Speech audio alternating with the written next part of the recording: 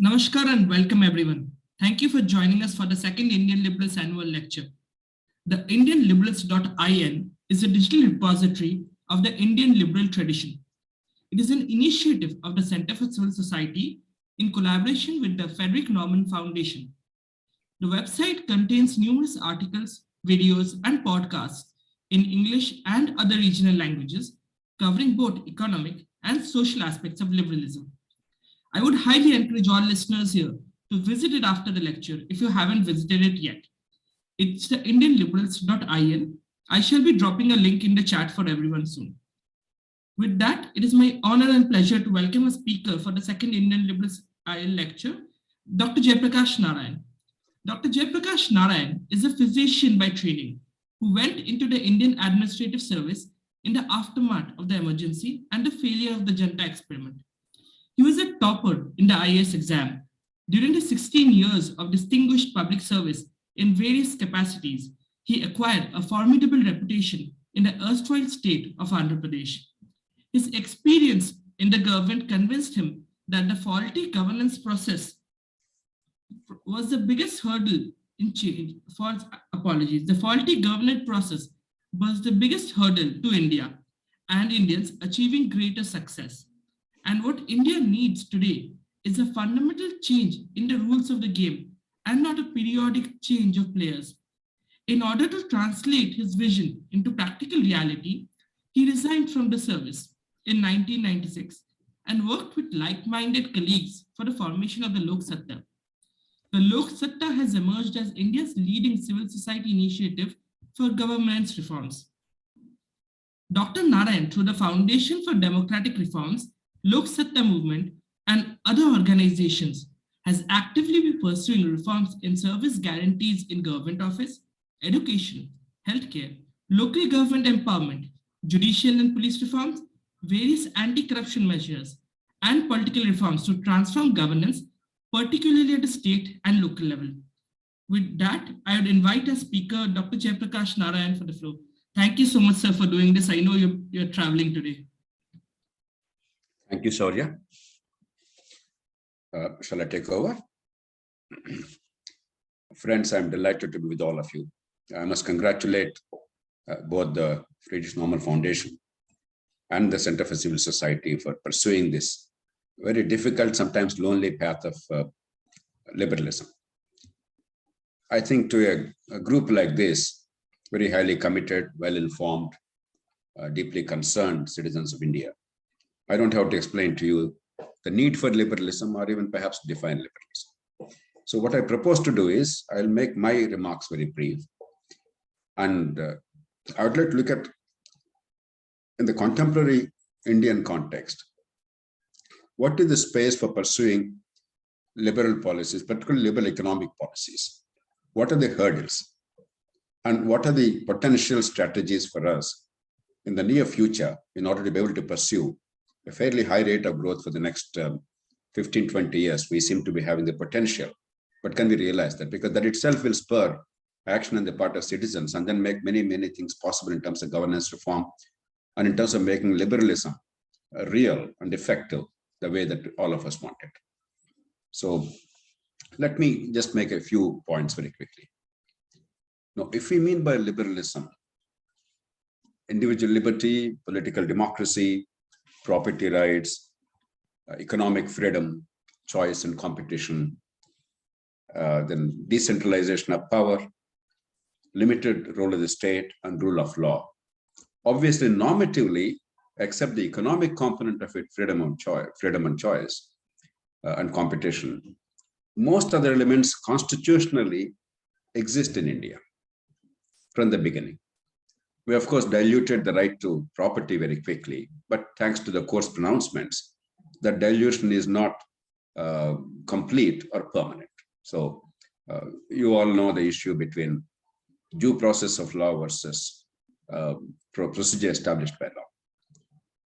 But in reality, even in terms of the political elements of governance, the liberty, freedom, democracy, decentralization, etc., despite the constitutional injection, we have not really fulfilled the objectives.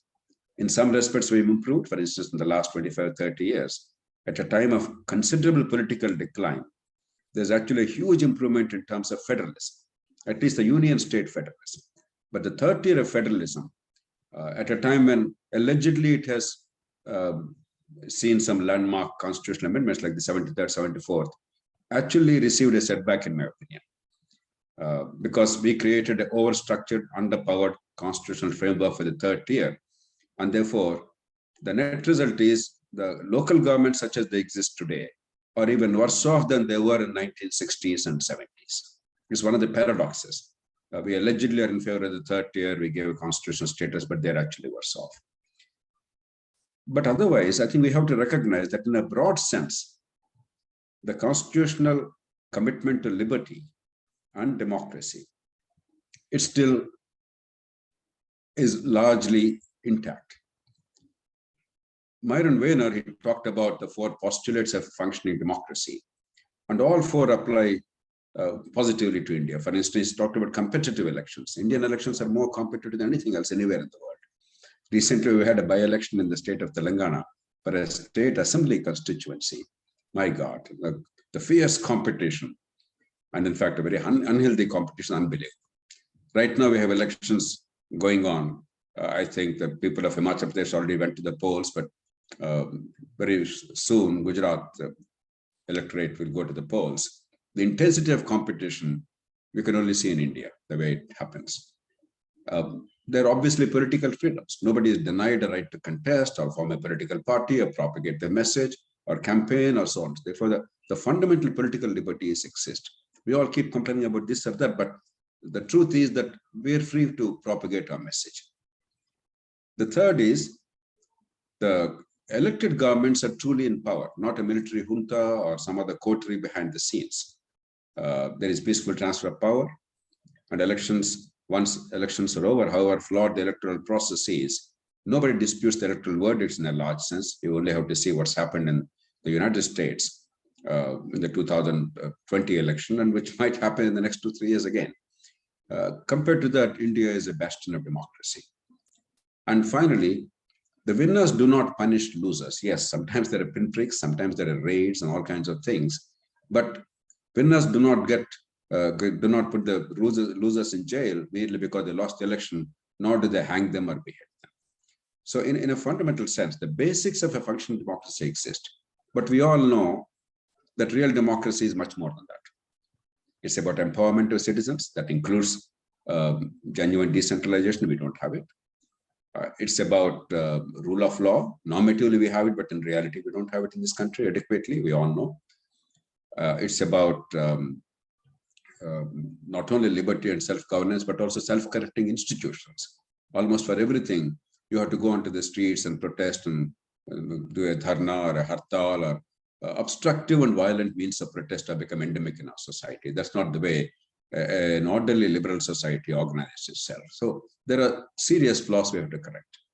Let me leave that point at that.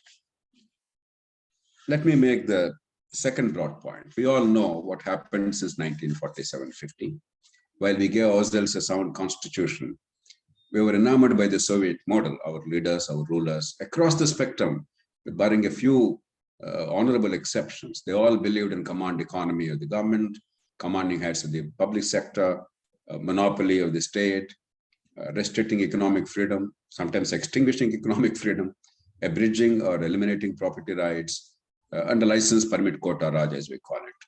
We have seen the consequences of that. But even after 1991, while some elements of the license permit quota raj disappeared, the larger mindset and discourse, I would argue, are fundamentally still state-centric. Statism is still our default option. It's part of our DNA. It's not so much that a political party or a political leader wants to do it. It's actually part of the DNA. Once for 2 or 2.5 generations, we have, what is the tactful word I can use? We have completely perverted public discourse in the country, distorted the kind of message that is required, and completely eliminated a logical faculty in our public discourse as well as an educational process.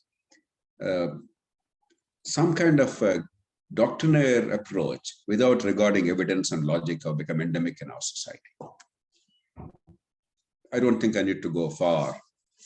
Even recent examples, some of them, they will serve a purpose. We all know these things, but I'm just mentioning them so that we remind ourselves of the fact that in a large measure, Indian society post-independence has been largely economically illiberal. It's not really the state, but Indian society. While in practice, in personal life, when there's a choice, they embrace market economy because they understand the goodies, from telephone to 100 other things. But when it comes to public discourse or protest, the default option of the bulk of the Indians is anti-market, illiberal approach, and state control. The form laws, a good example. Take away the political parties and politics out of it. Anybody who understands agricultural sector in India and liberal economics understands that economic freedom and competition and choice are vital for the farmers' welfare, let alone for economic growth of the country. And yet, 3 laws, they're not panaceas. A lot more needs to be done to rejuvenate agriculture and add value and create employment and so on and so forth. But even these limited laws, even after proving the complete failure of Essential Commodities Act and the regulation of food commodities, production, storage, trade, transport, and so on and so forth, or even after the monopoly of the state-controlled or state-regulated or state-owned markets has proved to be inefficient. And even after we realized the importance of having a linkage with industry with an assured price in advance so that there is predictability, even after that, some simple laws aimed at achieving some of these objectives in a systematic manner, they were resisted fiercely in part of the country, though not in large parts of the country. But because that part of the country happens to be around the national capital, in a country whose imagination and politics are so centralized that we don't think of the rest of India. Anything that happens in Delhi is national. Anything that happens in the rest of India is not really relevant in our public discourse. That itself shows how illiberal our whole elite thinking in the country is. Net result is there's a step back. Karnataka, Yediyurappa government came up with a liberal policy in relation to property, agricultural properties. For the first time, a government had the courage to say that the restrictions in purchase of agricultural land are dysfunctional, therefore remove the restrictions, and double the land ceiling limits. Not very surprisingly, most of the people in the country were indifferent to it, including the liberal economists. They never stood by the government of Karnataka, never argued in favor of it. They stayed away from that. And B, when it came to the floor of the assembly, there was the pro forma routine protest from the major political parties and the usual suspects and the NGOs. And therefore, the government is forced to withdraw the land ceiling limit being doubled. Though the restrictions on purchase of land, they were removed, and that removal continues happily.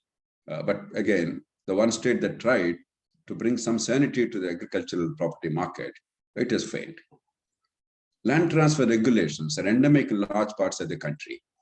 Much of the debate in Jammu and Kashmir is about land transfer regulations in some form or the other.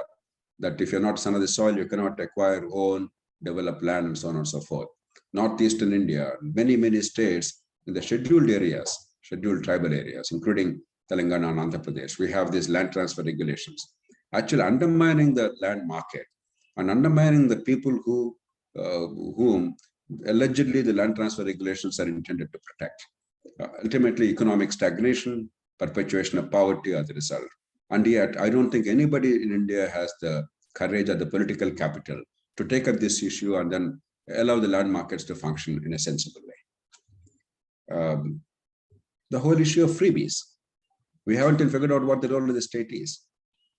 Obviously, in any country, let alone a poor country, you have to take care of the short-term needs of the people also.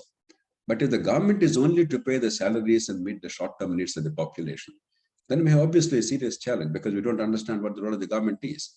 If the collective needs of the society, rule of law, infrastructure, quality education, quality healthcare accessible to people, if these are ignored in the name of so-called short-term welfare measures, individual welfare measures, at the cost of the long-term collective good, obviously the economy will suffer, the society will suffer, eventually we'll have not only backwardness, but anarchy. And yet, in our country, if anything, state after state, they're going for a freebie culture. And it's almost impossible for any political party to openly and honestly advocate that freebies are not the answer to the problem. Let's take a couple of other instances. The new pension plan. The Vajpayee government, despite not having a clear one-party majority in parliament, despite being a ramshackle coalition, had the foresight and the courage to recognize that in the long term, if you allow the future generations to pay the pensions for the services rendered today, it is iniquitous intergenerationally, and it will be ruinous to our fiscal future. And therefore came up with a pension plan whereby the commitments and the allocations are made today by the employee and the government, so that there is a finality to it. And from that fund, the pension will be earned subsequently. Now, there can be argument about the manner of deployment of the pension funds. There can be an argument for flexibility, but there is no really serious argument to burden the future generations for the services rendered today. And yet, state after state, recently, some of you might have noticed Rajasthan, then I think Chhattisgarh, very soon Jharkhand, and many other states are following suit. And I think the Congress party officially, publicly announced that that is their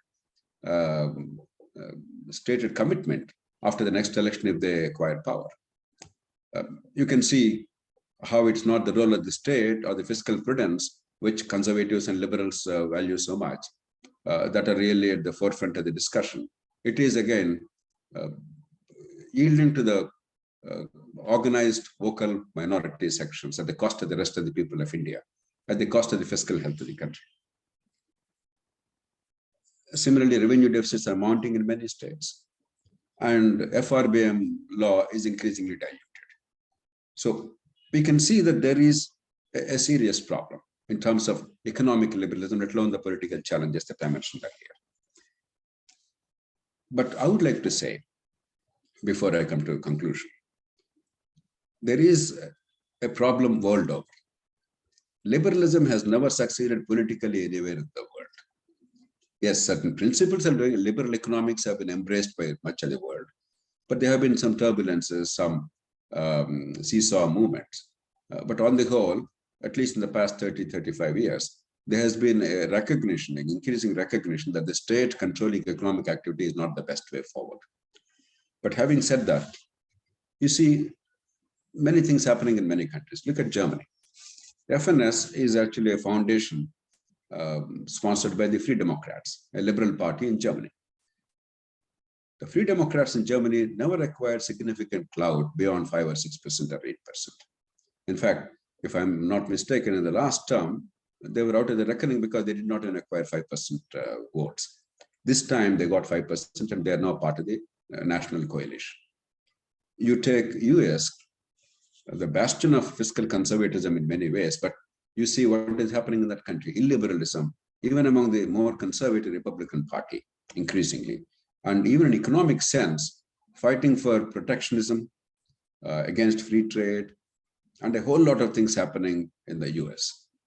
You take the UK, from Brexit to the current day, there are so many distortions in the United Kingdom. The Conservative Party is now tying itself in knots. You take a country like France. Now, France is, among all the large economies of Europe, an outlier, a country with only 62 years of age as the retirement age, in a culture and in a society, European society, where demographically is an aging population. And as time progresses, fewer and fewer people are working and more and people are deriving benefits in the form of pension. All that Macron wanted is to extend the pensionable age or at a retirement age.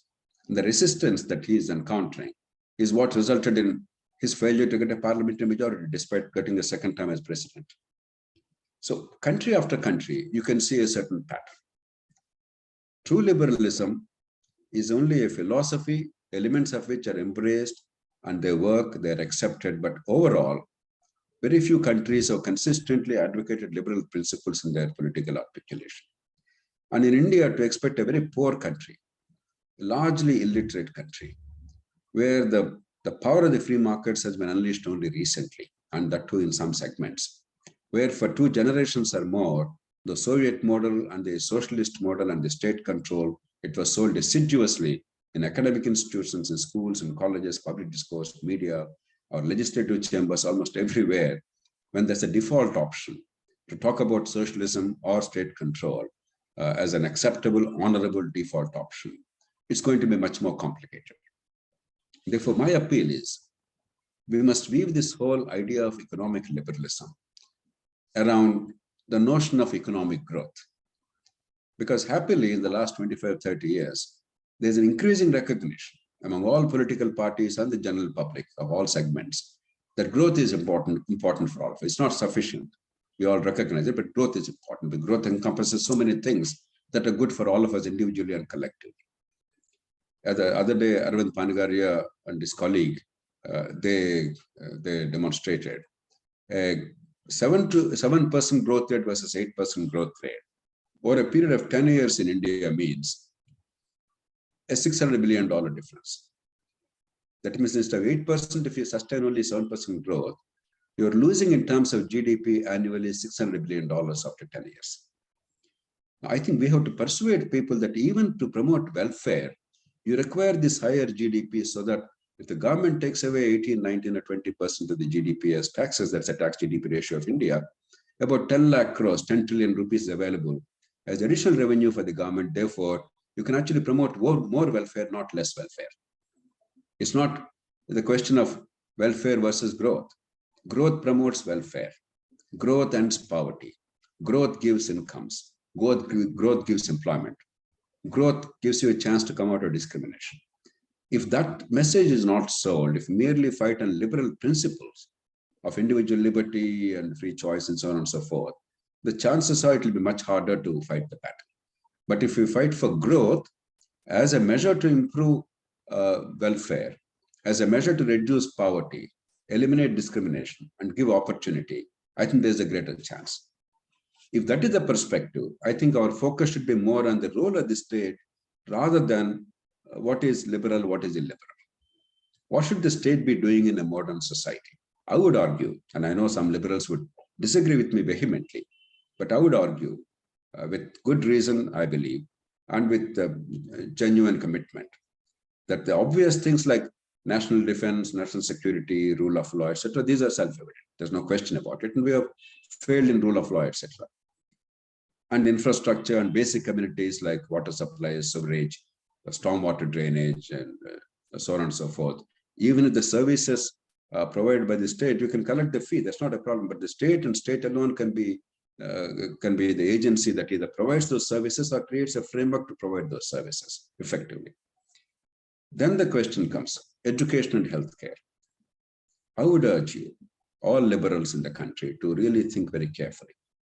In a caste-ridden society, in an inequitous society, when there's a lot of anger, a lot of hierarchical culture over the centuries, if you do not accept the notion that quality school education must be accessible to every single child without out-of-pocket expenditure, then you are condemning the bulk of the people of India, future generations, to perpetual poverty. Because without educational skills, you cannot be a participant in a modern economy. You can neither promote growth, nor can you come out of poverty and discrimination. I know there are many people who argue, why can't you take care of your education? And healthcare. Annually, about 60 million people are descending into poverty on account of inadequate access to healthcare, because of healthcare costs, or because of the indebtedness, or the lost income on account of lost working days, and so on and so forth. 60 million people annually descending into poverty because of healthcare failure. Therefore, unless you provide a framework for quality healthcare at an affordable cost, and luckily India can provide healthcare at a relatively low cost. I don't want to go into details now. It will only cost about 0.5 to 0.6% GDP over and above what the state is spending. Today, we're spending 1% GDP, one of the absolutely lowest in the world. It's ridiculous by any standard. There are some well-meaning liberals who actually argue that the government should not take any more burden on healthcare. It's absurd. There is not a sensible country on earth, not a civilized country on earth where the government spends 1% GDP on healthcare. Obviously, we cannot reach 4 or 5%. We can certainly reach 1.5 to 2%. But judiciously spent, leveraging our strengths, we can give productivity to people, eliminate avoidable suffering and opportunity to people, and eliminate this descent into poverty. So if we focus on these, then I think a redefined liberalism to suit the context of India and a story woven around economic growth and elimination of poverty, enhancing incomes and giving opportunity, I think it will have traction politically, socially, and economically. The last point. So what are the hurdles for a reasonably rapid economic growth? We should all agree that notwithstanding certain distortions here and there, the government, the union government in recent years has taken special steps to ensure fiscal prudence. For instance, the management of the fisc during COVID pandemic has been much better in India than almost any other major country in the world. So today, despite the travails in the global economy, the potential recession upon the inflation, and of course the disruption on account of the Ukraine war, etc., India is reasonably well placed to achieve moderately higher high growth rates of about 7% or thereabout. Maybe if we do a few things right, we can even attain an 8% growth rate once the world economy recovers from the current slump. But to sustain that, there are certain specific serious hurdles, proximate hurdles. Some are medium-term hurdles. I think any serious liberal economist must focus on these issues systematically. One is the state's finances and the union finances for that matter. While union has been largely prudent, there's a structural deficit in the union finances. I don't know how many of you are aware, even if union does nothing except paying salaries, pensions, interest payments, and transfers to states, there is a deficit of 5.6 trillion rupees in the union budget without spending a single rupee or anything else. There's a structural deficit. But eventually we have to grapple with that and make sure that there's no revenue deficit and you do not borrow in order to meet the current cost. That must be the minimum requirement of fiscal conservatism. I cannot borrow and burden the next generation without creating the commensurate assets. And in India, recklessly at all levels, we are borrowing without creating assets and building the future. And we have to figure out a mechanism in a politically acceptable way. There are ways of doing it. There's no time for me to go into that. Maybe in the discussion we can talk a little about it, and later on we can continue the dialogue. But I believe we must take it above parties, above union and states, and our argument must be that we must combine growth with meaningful welfare, but we cannot undermine growth, and in any case, you cannot borrow to maintain the current expenditure. That must be the minimum standard, because that's what the standard most Indian families follow, irrespective of caste, religion in India.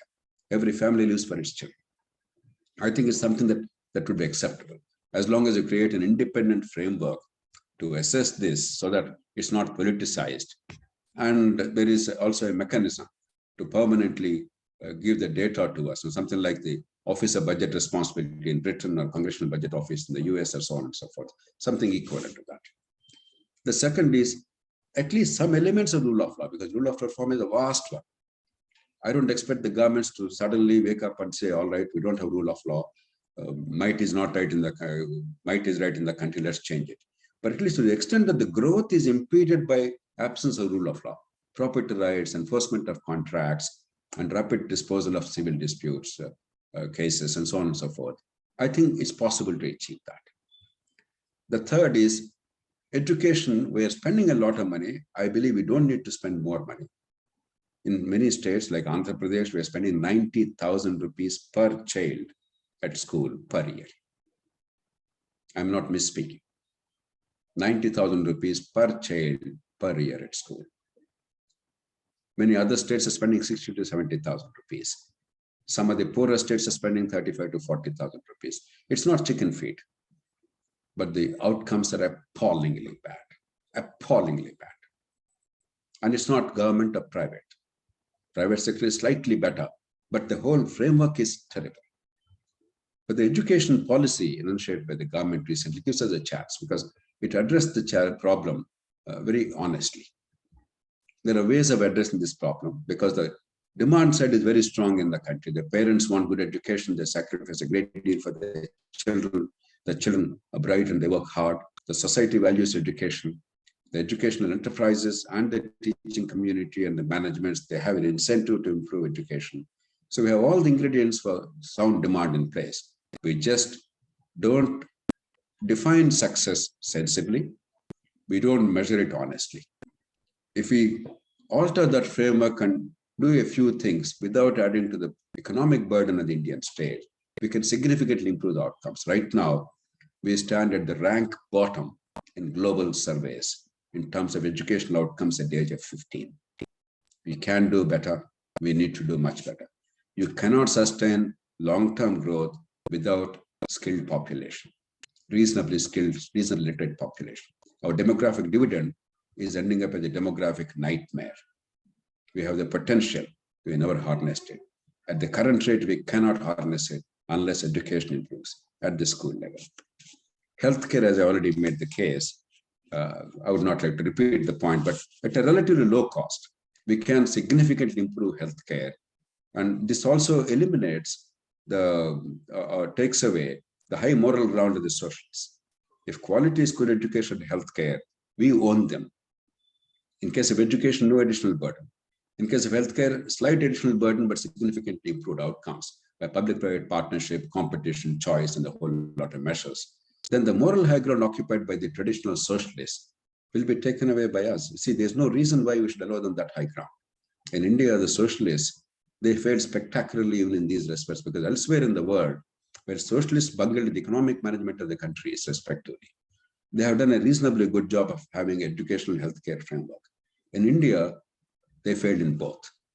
So we need to grab that, the education and healthcare, own that, rather than allow them to have the high ground. Urbanization, one last point in this. Massive urbanization is inevitable in India. In fact, we are one of the lowest urbanized countries among large economies, growing economies in the world. But distant urbanization of unskilled people to big cities is going to spell a disaster. These people don't have enough skills to be able to contribute significantly to the big city economy. They're going there out of desperation to earn a precarious livelihood, without housing, without proper commute, without even knowing where their next day's meal is going to be. And eventually that's going to lead to lawlessness, anarchy, violence, and crime in big cities. What we require is a reimagination of our country and its urbanization. While the skilled people who can find employment only in big cities, that will continue, and there'll be no checks and migration. We're a free country, we're a democratic country, we have constitutional liberties. But we must create local magnets to encourage in situ urbanization, local migration to small towns in the neighborhood, so that they're not disconnected from the rural milieu, so that the agriculture and industrial economy are linked, so that they can take care of both the interests. And culturally, they are not alienated. Socially, they are not alienated. They have support network and systems. Once the government makes an effort to build the infrastructure and the basic communities in some of the potential small towns, the private sector will come in with vast investment in housing and development and so on and so forth. We just have to reimagine urbanization instead of creating large ghettos in big cities and creating potential minefields. With a bit of imagination, without too much expenditure, in fact, with hardly any new expenditure, except a bit in case of healthcare, we can radically reorient these conditions and facilitate rapid economic growth, while at the same time giving a tremendous boost to genuine economic and political liberalism. Liberty is not merely a question of definitions and doctrine. It has to be interpreted, innovated, and reinterpreted, redefined in the context of a country from time to time. I think that time has come. We should seize this opportunity. And if we do that in the next 25 years, realistically about a 7% average growth seems to be well within our reach. That's a miracle that's waiting to happen. But the miracle will not happen of its own accord. We have to do the necessary things to ensure the sustenance of that growth. Somehow many Indians are so optimistic that they think that it's their birthright to get economic growth without creating the conditions for such growth. I think that's a very dangerous delusion. We should not lose this opportunity. Let's seize this moment and make liberalism truly successful. Make India a proud example of successful liberalism. And more important, make sure that the travails that we face in this country, the abject poverty, the lack of literacy and skills, the abysmally low health care, poor living conditions, all these will be a thing of the past. I hope this will generate some kind of a meaningful discussion now and later. And I hope we'll evolve some kind of a strategy and work with some degree of cohesion in pursuing this path for the coming years in this country. I wish you all the very best. I leave it open to questions, Savya. Thank you so much, sir. I was taking notes continuously, and while I see that we have at least 13 to 15 questions already here from the audience, there's a quick question I had of my own that I want to put forward first. Economist Darren Esmaglu had once stated that for good economic incentives to be there, you need good economic institutions. And for good economic institutions to be there, you need good political institutions first. Considering how we say that India's political system is such that it at times attracts the worst kind of talent, how do you recommend we go about refining that first? I agree with the broad presumption. I coined the expression. I repeatedly keep saying the 19th century politics and 21st century economy cannot coexist for long. Having said that, a near 40-year pursuit of political reform in the country taught me that significant political reform of the kind that you and I want, that the finest talent with the right kind of incentives enters the political process and is promoted in politics through ethical and rational means, is able to provide viable alternatives, rational alternatives in public policy. And once given the mandate, is capable of delivering. These are the four conditions that we want in sensible politics. My experience taught me that it will happen in due course, but it's not going to happen in a hurry. Right now, there's no serious appetite for political reform in the country. Therefore, if that is the case, can we do things, even if polity is not improved significantly, can we do things to accelerate economic growth, seizing the moment today, because there are some opportunities, which will in turn create opportunities politically, because each has an impact on the other. Improved polity makes economic change possible.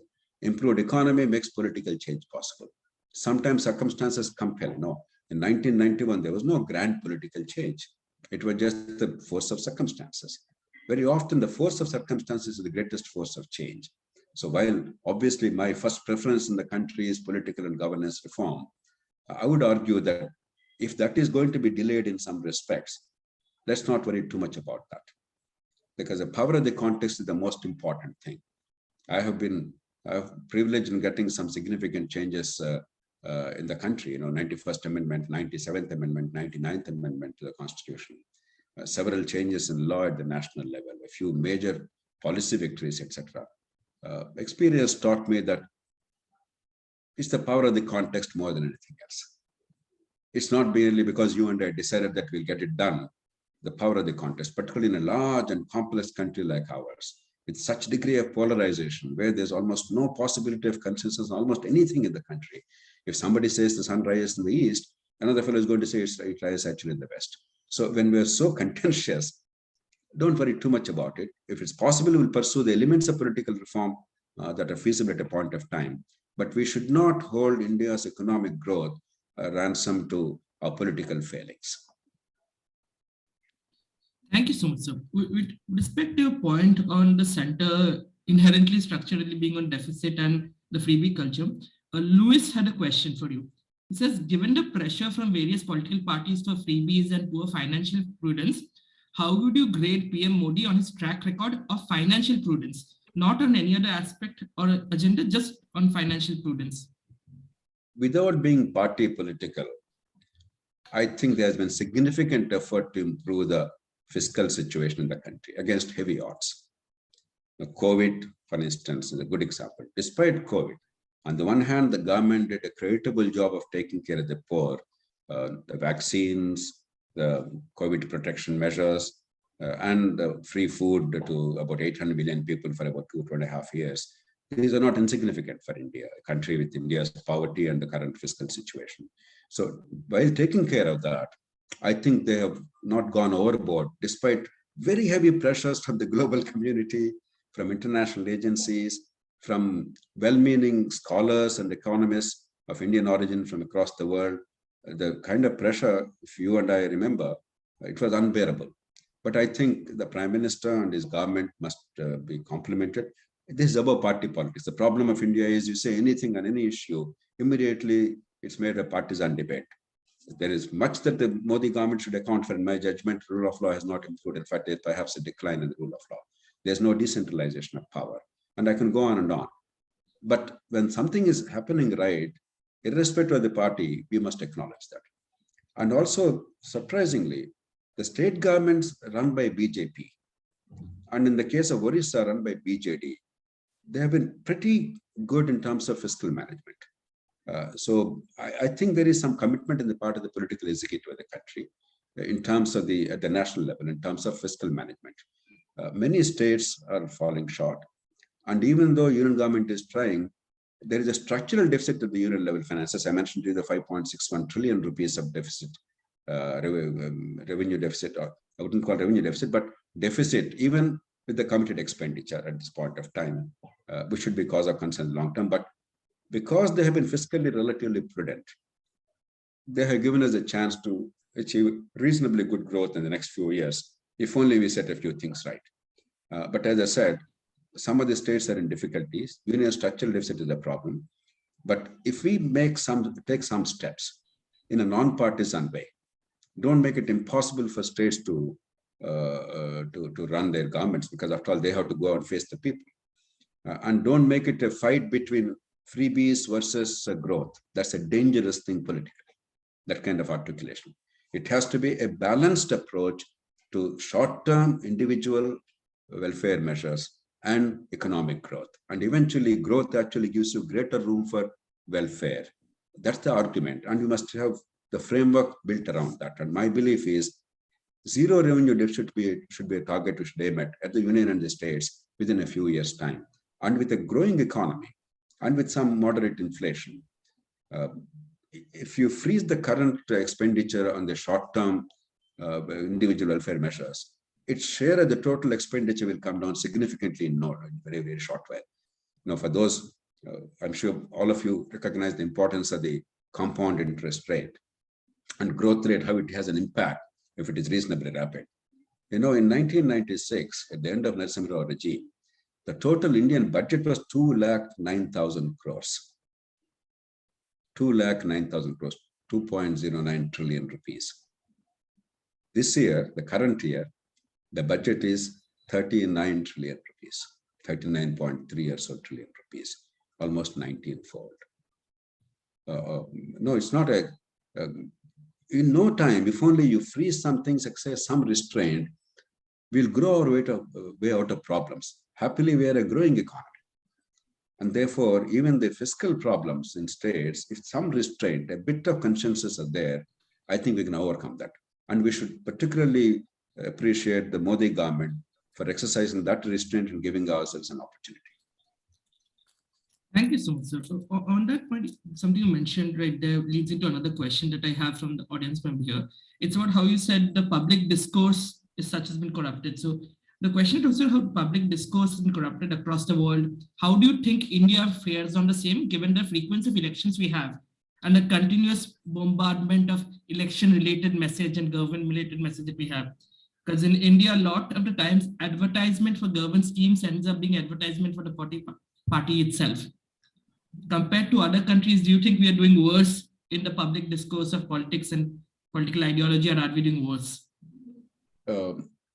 Sorry, paradoxically, I actually think we are a little better. Maybe the optimist in me is sort of, is coming to the fore. While there is a lot of lack of financial literacy in the country, the public sector, private sector, obvious issues, no-brainers also we're still debating whether we should privatize some public sector units which are useless, the white elephant should go or not. No, the evidence is compelling and conclusive, and yet there's a debate because of the knee-jerk reaction. But if you take that out, as a general rule, Indian polity and even the Indian political class, not only society, is far more sensible and balanced. While they indulge in some rhetoric here and there is no serious resistance to common sense steps. We are amenable to leadership in this country. So there is a problem because of economic illiteracy and general illiteracy and low level of education and very inadequate quality of think tanks and our media being utterly short-sighted, tu meme culture. But our society, I think, is in some respects surprisingly far more mature. If only the elected governments at the state and union level can give some degree of confidence to the people that they are looking out for the future. That credibility is the most important thing. So I am actually a little more optimistic. For instance, the elections, who won, who lost. I mean, in a country as poor as India, was there ever a serious debate about that? Of course, the process is ugly. Votes are bought across the spectrum in many states. Money spent is outrageous. In one by-election in Andhra Pradesh, in Telangana recently, one assembly by-election in Telangana state, one small state in a poor country, one assembly by-election which has no consequence politically speaking. It spent more money than all of Britain in the parliamentary election, 650 constituencies by both the major parties and all their candidates put together. It's a shocking statement I'm making. It's insanity. But despite that insanity, that's a serious political challenge. There's no question. I do not want to minimize the magnitude of the political crisis enveloping this country. But despite that, well, that has to be addressed, and all my life has been about that, and I believe hopefully we will address it in the coming years. Despite that, polarization, while it is there, in real policy, there's actually greater unity possible in India than is recognized easily. So I'm a little more optimistic. Thank you so much, sir. I'll try to sum up a lot of the questions due to paucity of time. One of the major ones that we have got here is also regarding, if you look at the freebie culture that we have, and there's a question based on some of the works of James Buchanan, that when people want state to make more decisions for them, whether it's freebies or something else, it might also be because they don't want the responsibility which comes with their individual liberty. In your personal experience, do you think that if the government starts doing too much for people, people might start ceding their individual liberty to begin with? Sorry, I'm a little, I didn't get it fully. Could you just in a sentence sure, or two sure. explain the question? Because individual liberty also comes with responsibility, right? So since a lot of people might want the state to do things for themselves because they do not want to take the responsibility which comes with individual liberty. So have you come across instances where people are happy with the more statist policy because they don't want to be personally responsible? No, it's a great question. You know, Soviet Union is a great example where many scholars have commented. Once you have denied the individual liberty and also allowed the people to abdicate personal responsibility for a period of how many years, from 1917 to 1991 was 74 years, 3 generations. It's very difficult to come back. That's why one of the reasons why Soviet Union could not come out of that mess, as opposed to Eastern European countries which faced this problem essentially post-Second World War, is this too long a period. And people are no longer used to taking personal responsibility. Therefore, if for long periods, you have a state-centric system where low level of functioning, the equilibrium is a low level. While people complain, they don't have to make decisions. There's somebody else making decisions for them. They simply follow orders. It obviously does enormous damage to the soul and to the society and the economy. But Eastern European example shows that if it is not that long, say 30, 40 years, 1945 to 1991, 40, 45 years, they faced it. They could come out of it. Take Poland, for instance, very vibrant economy now, many other countries. India is a bit like Eastern Europe. Unquestionably, we are making it worse in political terms. But in economic management terms, the fact that with economic reform, 1991, even the limited liberalization, the entrepreneurial class came to the fore, and wherever the opportunity is given, they are flourishing. It shows that it is not dead yet. It's not dead yet. But unfortunately, the high degree of centralization in the polity, the complete emasculation of local governments, even worse than what they were in the 1970s and 80s, and the increasing culture of freebies. Nowadays, in some states, The governments are doing only two things, and I mean it. I don't want to judge rating at all. Just pay salaries and pensions and give the freebies. Nothing else. They're actually making a virtue out of that kind of governance, if you call it governance. Now, if that continues for long, in those pockets, there is a real danger that a significant section of the population, not all population, but a significant section of the population will completely abdicate, and it will be much harder to come out of that hole. But as a society at large, I don't think we're there yet, but there are dangers. Thank you so much, sir. No, just again, clubbing a few more questions here. There's a question for that from Rishabh Ahuja. It's talking about, in today's India, there is no strict ideological demarcation among party lines anymore. In this post-ideological era where we are seeing a lot of strong populism, how important do you think different political philosophies still are? Do people even vote for political philosophies anymore, or just for the party? I think it's a very insightful observation. There's no ideology left in India. It's all a make-believe ideology. You know, even the so-called Hindutva versus secularism is more market segmentation than substantive. My own sense is that the problem that the current ruling party is facing, not today, but over the past 2 decades or so, is we don't have experience in building a conservative right-wing political party. World over, the right-wing political parties have essentially the core base comes from the cultural conservatives, whereas the winning strength comes from the economic and political liberals who want a better country. They want individual liberty, decentralization, so on and so forth. And many countries have learned how to bring them together in a seamless manner. But even there, you are saying what's happening to Republicans in the United States. India, because it has no experience, there are some travails, but fundamentally, I think it's being managed reasonably well. I don't see any real dangers in the country in terms of communal strife on account of the rise of a certain economic philosophy or liberal philosophy. But obviously, that is used as a calling card, as some kind of market segmentation device by the political parties, both sides. So in reality, there's no real ideological divide, and the parties behave the same way. All I can say with certainty is Mr. Narendra Modi or Mr. JP Nadda or Amit Shah will never become Congress president. And probably Mrs. Sonia Gandhi or Mr. Rahul Gandhi will never become BJP president. Having said that, 95% of the rest are interchangeable. So in that sense, ideology is dead in the country. But market segmentation, therefore, the rhetoric in pursuit of that market segmentation is very strong. And therefore, populism is going to be the dominant credo. Therefore, the fundamental fault line of Indian democracy, and the coming years, the election battles are going to be fought in states, in some states very definitely. It could well be also in the union if it's not managed well, is the freebies versus growth.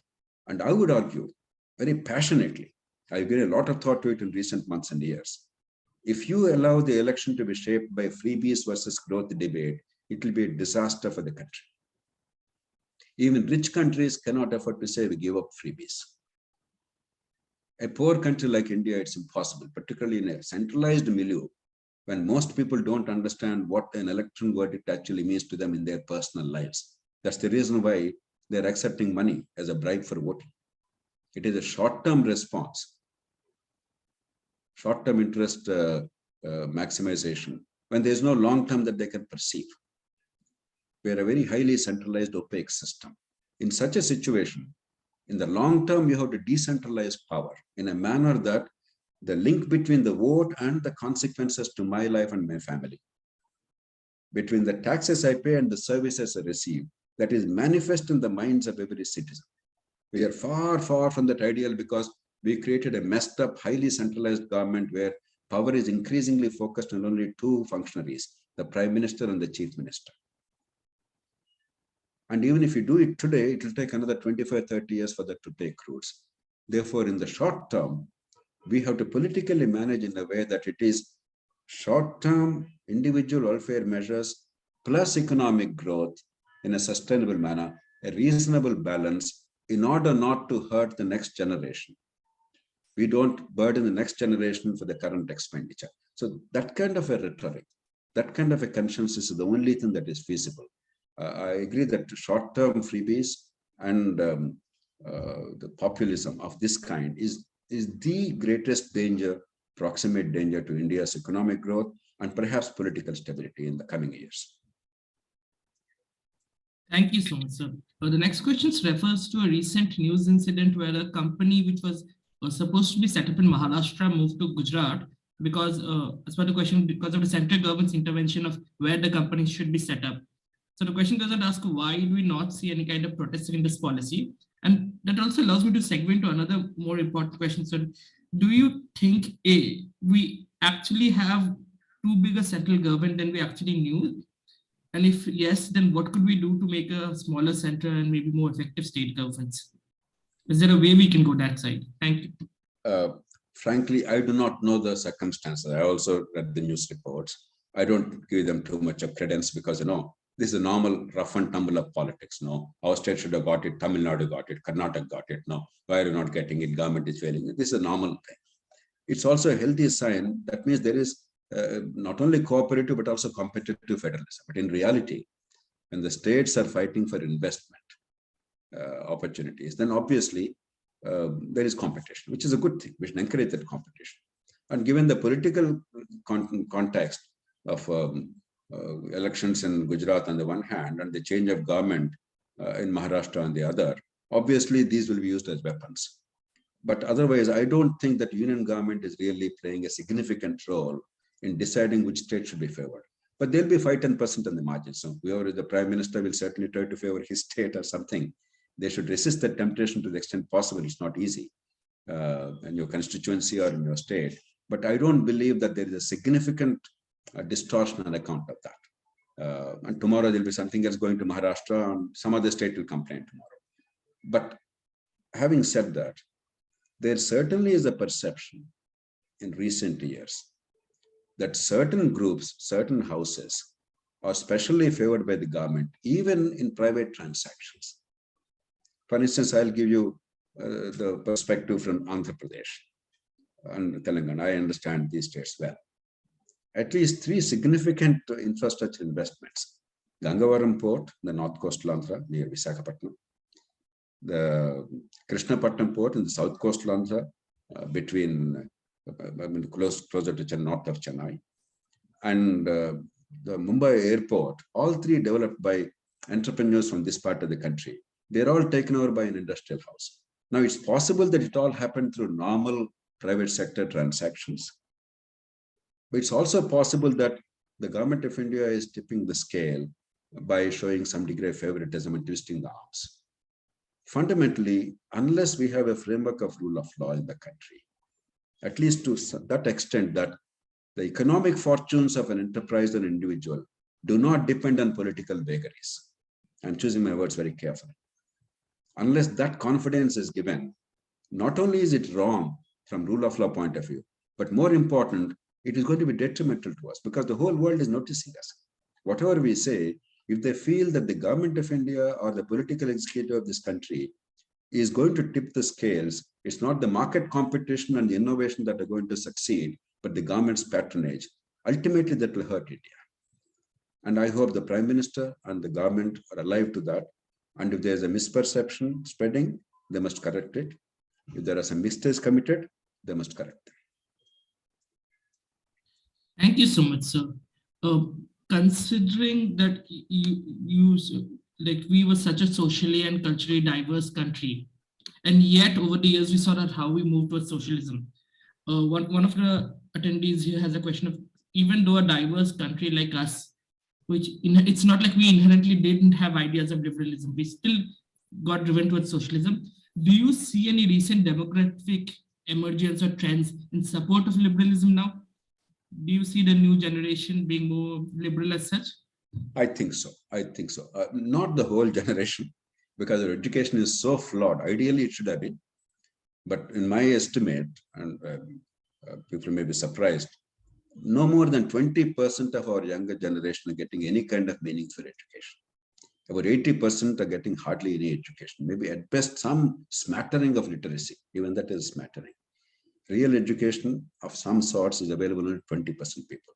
among the 20% people, I think most of them are capable of independent thinking. They're not falling for knee-jerk reactions and sloganeering. They're, at least from their own life's experience, they're able to marshal evidence and apply some logic and come to rational conclusions. Partly because of thinking faculties, partly because they're productive members of society. They are part of the economic growth wagon of India. And therefore, they understand their own self-interest. For both reasons, they are capable of it. I suspect the rest of them, unless they are self-employed, unless they understand the market, the way it's operating, those people quickly understand how wealth is created, what is actually happening in life. The rest of them, I suspect, don't have the ability to really understand it for no fault of theirs. But to the extent that people get some educational exposure to economic activity, I think more and more people today are aware of the realities of the market versus state, and liberalism, socialism, so on and so forth. Thank you so much, sir. I know we're almost out of time, but if time permits, I'd like 2 more questions for you. No problem. For a few minutes, I have no problem. Sure, thanks so much. So I have 2 questions from Dayal Maheshwari, which I'll combine, both of which on the state and the central government's lack of financial prudence, and how money is spent on even healthcare and education, when it's adequate, it does not actually go into delivery of those services. So how do we ensure that we actually have the quality service for the money which the government is spending? Is there any way we can encourage or incentivize that financial prudence? So there are 2 things here. The first is, how do you ensure fiscal prudence? The other is, how do you ensure that the money is wisely spent, even in the desired sectors? The second one is a harder question, because there are no legal or constitutional instruments. Nobody can impose wisdom on the political executive. We can only appeal, we can only mobilize public opinion, we can have collective informed assertion and hope for the best. Sometimes all else fails, then let's hope that the electorate will ultimately wake up and then realize what's in their best interest. And all these we must attempt in each state. And I would like to argue that without spending 1 rupee more at the current level of educational expenditure, you can improve the outcomes dramatically, provided you restructure the expenditure and go into certain key areas. Healthcare, as I said, some amount of expenditure additionally is required, but wisely spent with public-private partnership and competition and choice will bring huge results. But to make the case and make the governments understand the political value of it, not only the economic value in terms of services rendered, therefore enhanced productivity, but the political value in terms of the votes they might receive, we must be able to persuade those governments. It's a very long, hard struggle. And those of us who argue that also must have credibility and access and so on and so forth, and skill. But the other one, namely, how do you ensure that the governments reorient their expenditure? The Constitution gave us instruments. Luckily, Ambedkar and his colleagues covers Article 293 of the Constitution, whereby if a state incurs any debt, it must obtain the prior consent of Government of India. Now, as long as the conditions are rational, reasonably acceptable, and non-political, seen to be non-partisan, 3 issues: rational, that is, pundits can decide; acceptable, that's where the crafting is. That's why I'm arguing that don't talk too much about jargon, but talk about next generation not being burdened with the services rendered today, the cost of services rendered today. That's a very simple formulation, that we will not burden our children with debt without wealth. And that and nothing else. Within that, you do whatever you like. After all, the elected government is free to decide whatever it wants.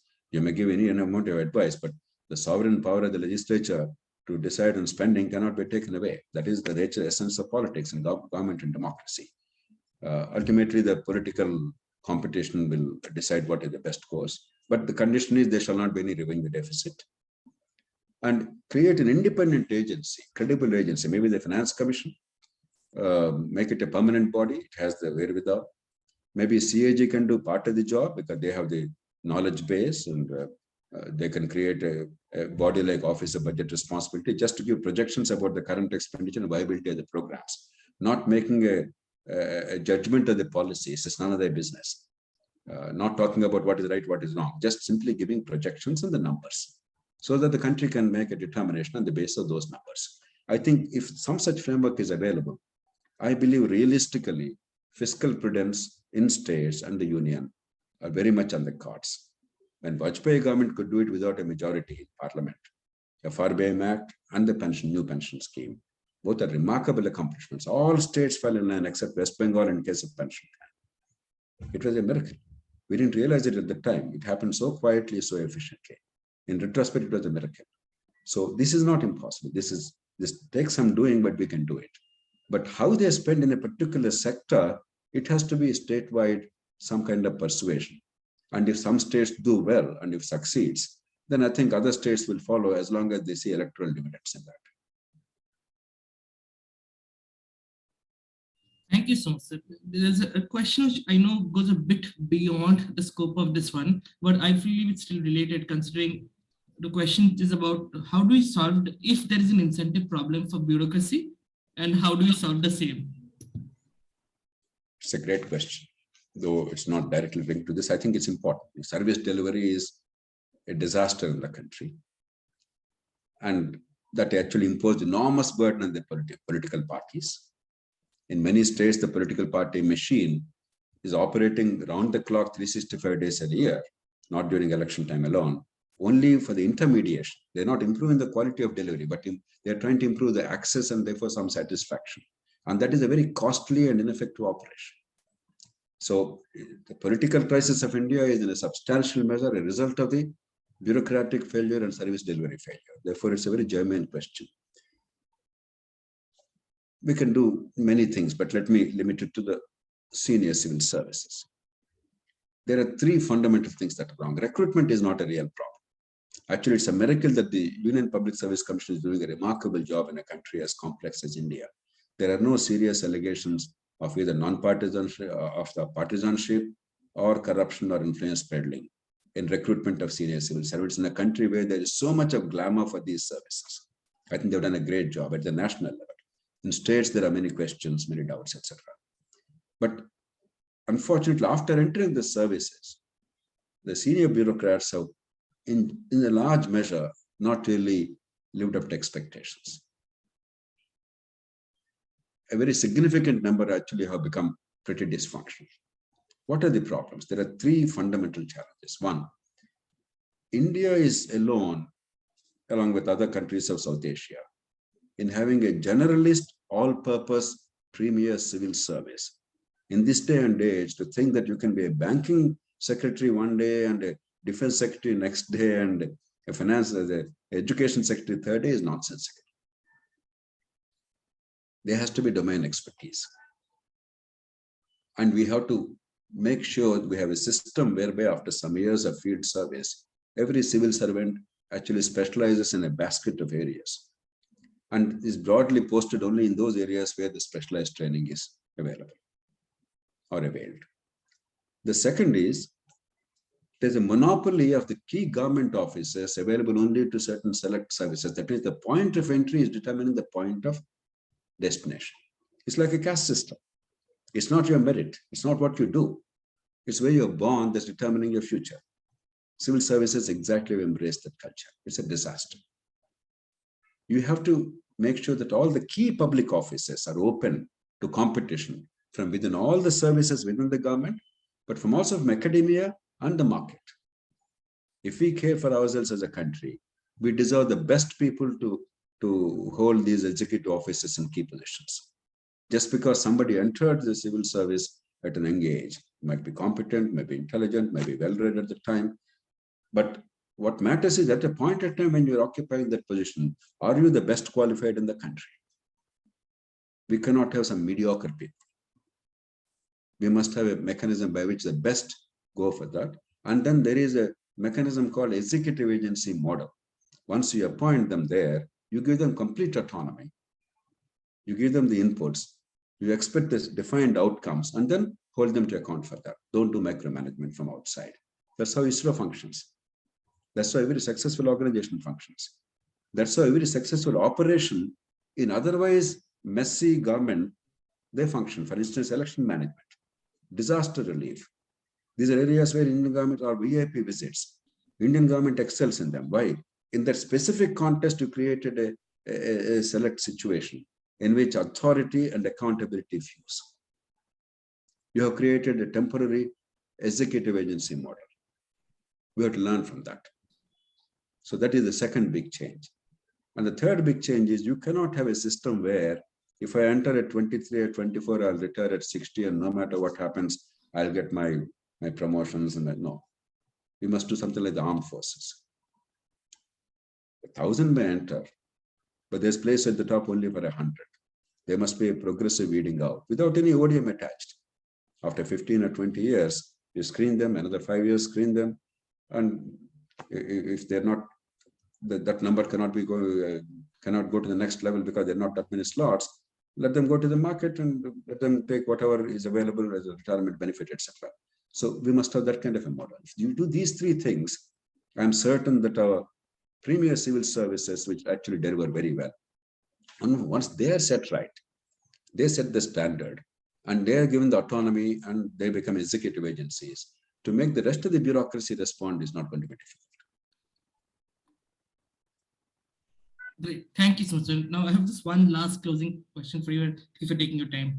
On a broad theme of the topic we are discussing today, I know you have already put your views forward there, but do you think that at the situation we are now, is there an importance for us to do something like have a revival of the Swatantra Party, which was maybe the only classical liberal party India had?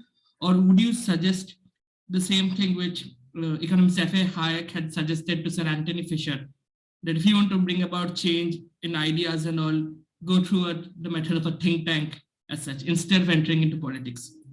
What would you suggest would be the appropriate way to take forward liberalism? Given the first past the post system compulsions, to understand first the systemic compulsion, we have unwisely chosen the British model. Only Britain and today Canada and India and those in the subcontinent were the only ones following that model. Even New Zealand has given up. It has now proportional representation. Australia has alternative voting system. Even in Britain, the regional parliaments of Northern Ireland, Scotland, and Wales, they have proportional representation in some form or the other. London City has a direct election of the mayor. India is the lone country following the model of House of Commons. And in that model, there's no space for a third party in most cases. So instead of being a distant third party, and each time people feeling that a vote for them is wasted and they lose credibility, it's better to leverage our strengths and do two things. One, as you said, some think tank model, understand the issues, develop some models of governance changes or economic policy, and when the opportunity is right, utilize that skillfully to leverage. The second, when something right happens in pursuit of liberal agenda, or if what they do for their own reasons is actually in consonance with liberal agenda, on that limited issue without having any partisan color, you support it systematically and with logic, with evidence, without using doctrinaire language. Talk about the consequence in terms of our lives. These are the two approaches that are right. Forming a party is everybody's right constitutionally, but I don't think that it will really have any kind of traction at this point of time. Thank you so much, sir. Thank you for taking your time. As I stated in the beginning, before, I know you're traveling today. Thank you for still taking your time and doing this delightful lectures, taking notes continuously. And now I have a lot of data points, and I'm sure even the audience has a lot of data points. They would like to go and revisit again. So with that, thank you so much, our audience members who are continuously keeping questions and keeping me on my toes that way. And apart from Dr. Jayaprakash Narayan, I would also like to thank the Frederick Truman Foundation for Freedom, which is collaborating with us on this, the Swatantrata Center and Students for Liberty South Asia, which also helped us with this program. Thank you so much, everyone. Have a great evening. Thank you, Shaurya, and thank you, everybody. Have a great evening.